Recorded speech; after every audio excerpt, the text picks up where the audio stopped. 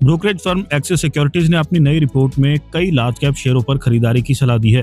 Brokerage का मानना है कि बैंकिंग, फाइनेंशियल, टेलीकॉम, कंजम्पशन और हेल्थ केयर सेक्टर की चुनिंदा कंपनियां मजबूत कमाई और ग्रोथ की बदौलत निवेशकों को शानदार रिटर्न दे सकती हैं।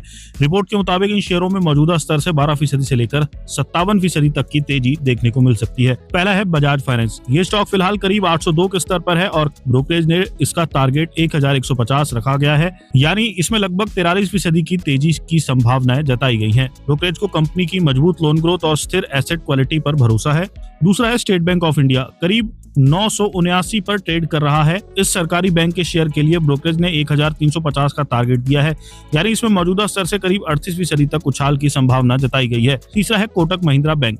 इस शेयर लगभग 353 के आसपास है और ब्रोकरेज ने इसके टारगेट 515 तय किया गया है, यानी इसमें मौजूदा स्तर से करीब 46% तक की तेजी की उम्मीद जताई गई है। चौथा है भारतीय एयरटेल।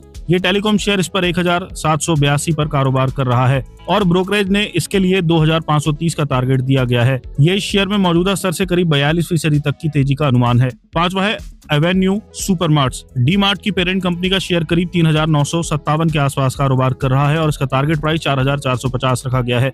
ये इसमें करीब 12% की संभावित तेजी का अनुमान है।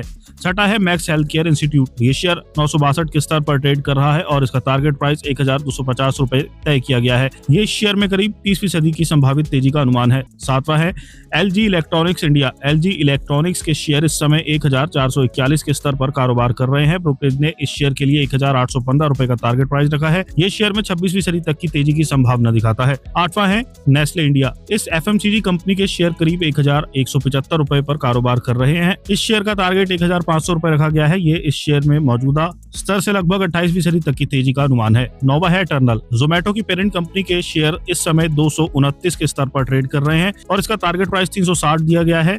ये इस शेयर में मौजूदा स्तर से करीब 57% तक की तेजी का अनुमान है, जो इस लिस्ट में सबसे ज्यादा है।